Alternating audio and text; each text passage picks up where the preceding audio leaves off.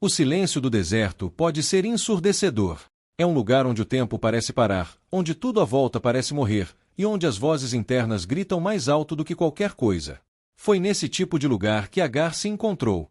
Uma mulher, uma mãe, uma serva, mas acima de tudo, alguém que foi esquecida. Ou pelo menos, parecia ter sido. A história dela começa não com um erro, mas com uma expectativa. A promessa de Deus a Abraão era clara. Ele teria uma descendência numerosa, incontável como as estrelas do céu. Mas o tempo passava. E com o tempo, vinha o peso da espera. O ventre de Sara permanecia fechado, e a esperança começava a se esvair. Foi nesse momento que nasceu a ideia que mudou tudo. Uma ideia prática, lógica, mas precipitada. Sara decide entregar sua serva egípcia para que ela gere um filho com Abraão. Não porque Agar fosse especial. Não porque alguém se importasse com o que ela queria. Mas porque ela estava disponível. E talvez aqui esteja a primeira dor profunda dessa história. Ser escolhido não por amor, mas por conveniência. Agar não teve voz, não teve escolha. Foi empurrada para um papel que nunca pediu para desempenhar. Ela foi usada como ferramenta, como um atalho humano para uma promessa divina. Mas então ela engravida. E algo muda dentro dela. Talvez tenha sentido que finalmente tinha algum valor. Afinal, ela carregava o que Sara não podia. E quando uma pessoa desprezada se sente importante pela primeira vez, isso pode transbordar no olhar, nas atitudes, nos gestos. Sara sentiu. E o clima ficou pesado. A convivência virou confronto. O plano que parecia simples agora explodia em ressentimento e humilhação. Sara começa a maltratar Agar. A Bíblia não detalha como, mas a dor foi tão grande que Agar fugiu. E essa fuga diz muito. Fugir não é só mudar de lugar. É tentar escapar de um peso que parece insuportável. Ela correu para o deserto, um reflexo externo do que estava acontecendo por dentro. Um vazio sem direção, sem abrigo, sem saída. Grávida, sozinha, e provavelmente sem esperança. É nesse cenário que acontece um dos momentos mais belos da Bíblia. O anjo do Senhor aparece. Mas não apenas aparece, ele chama Agar pelo nome. Isso é mais do que um detalhe. É uma afirmação. Porque o mundo dela só a chamava de serva. Mas Deus a chama de Agar. Ele reconhece sua identidade, sua dor, sua história. E isso muda tudo.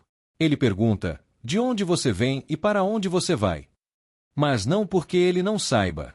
É porque às vezes a gente precisa parar e refletir. Precisa dar nome à nossa dor, entender nossa direção. Agar responde que está fugindo. E o anjo diz algo surpreendente, volte. Voltar para o lugar do trauma, da humilhação, da dor. Mas não voltar da mesma forma. Voltar com uma promessa. Ele diz que o filho dela também será pai de uma grande nação. Que ela será abençoada. Que ela é vista. E ela responde com uma das declarações mais lindas da Escritura: Tu és o Deus que me vê. Quantas pessoas vivem anos achando que ninguém as vê? Que ninguém percebe o quanto doem, o quanto lutam, o quanto se esforçam. Quantas vezes você já sorriu por fora, enquanto tudo dentro de você desabava? O mundo pode ignorar. As pessoas podem usar, descartar, esquecer. Mas Deus vê. E quando Deus vê, Ele age. Ele levanta. Ele promete. Ele guia. Agar volta. E dá à luz Ismael. E toda vez que ela chama o nome dele, ela se lembra, Deus ouve. Porque Ismael significa exatamente isso. E é como se, mesmo nos dias difíceis, ela pudesse repetir em voz alta uma verdade que sustenta: Deus ouve. Deus ouve. Deus ouve. Os anos passam. Então o impossível acontece.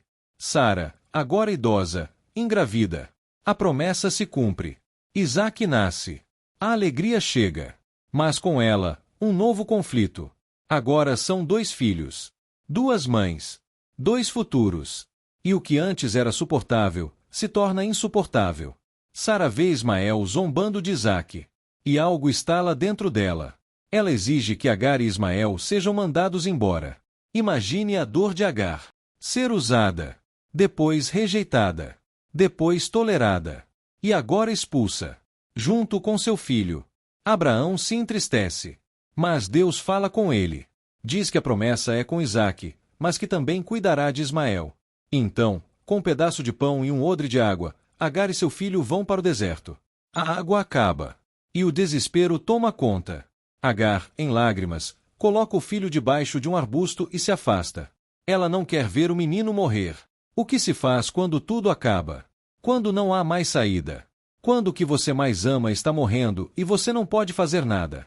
É nesse ponto que muitos desistem, que muitos quebram, que muitos perdem a fé. Mas nesse momento, Deus ouve. Não porque alguém fez uma oração perfeita. Não porque alguém mereceu. Mas porque Deus ouve o clamor do coração quebrado. Deus ouve o choro de Ismael. E o anjo aparece mais uma vez. E faz algo simples, mas poderoso. Ele abre os olhos de Agar. E ela vê um poço. Às vezes, o milagre já está perto. Mas a dor nos cega. O medo nos fecha. A culpa nos limita. E tudo o que precisamos é que Deus abra os olhos da nossa alma para enxergar o que já está ali. Água no deserto. Vida onde antes havia morte. Agar e Ismael sobrevivem. E a promessa se cumpre. Ele cresce. Vira um guerreiro. Um líder. Tem filhos. Funda tribos. Se torna uma nação. E tudo isso começou no ventre de uma mulher que o mundo desprezou, mas que Deus viu. A história de Agar e Ismael é mais do que uma narrativa antiga. É um espelho. É um lembrete. Quantas pessoas vivem hoje como Agar? Quantas foram usadas e depois descartadas? Quantas andam por aí com filhos nos braços, sem saber como vão sobreviver ao próximo dia? Quantas foram empurradas para papéis que nunca escolheram, e agora carregam cicatrizes que ninguém vê? Mas há um Deus que vê. Um Deus que ouve. Um Deus que aparece no meio do deserto e chama pelo nome. Que faz promessas para quem ninguém valorizou. Que prepara fontes de água em lugares secos. Que transforma lágrimas em testemunhos. Essa história também é para aqueles que acham que perderam o rumo. Que não são o filho da promessa. Que sempre sentem que estão de fora. Deus pode estar trabalhando na sua vida mesmo que você não esteja no centro do palco. A bênção de Isaac não anula o cuidado com Ismael. A aliança com um não significa rejeição ao outro. O coração de Deus é grande o suficiente para caber os dois. Ele cumpre suas promessas, mas também estende misericórdia. Agar não voltou para a casa de Abraão, mas ela encontrou um novo caminho. Ismael não ficou com o pai, mas ele teve um futuro. Nem tudo volta a ser como era, mas Deus faz nascer algo novo. A vida nem sempre vai sair do jeito que você planejou. Talvez você tenha sido empurrado para situações que nunca imaginou. Mas isso não define seu destino. A última palavra ainda é de Deus. E quando Ele diz "eu te vejo", isso basta. Essa história é para você que está no limite. Que sente que foi deixado de lado. Que olha para o futuro e só vê areia e calor. Existe um poço. Existe refrigério. Existe uma mão estendida do céu. Você pode não ser o escolhido dos homens. Mas você foi alcançado por Deus. E isso muda tudo. E se essa história falou com você, compartilhe com alguém que precisa ouvir isso também. Talvez tenha uma Agar perto de você. Alguém calado, sofrendo em silêncio. Envie esse vídeo. Escreva aqui nos comentários o que mais tocou seu coração, porque pode ser que, através da sua palavra, Deus também abra os olhos de outro. E se quiser continuar mergulhando em histórias como essa, se inscreva e ative as notificações. Mas acima de tudo, nunca se esqueça, você é visto, você é ouvido, e você é amado.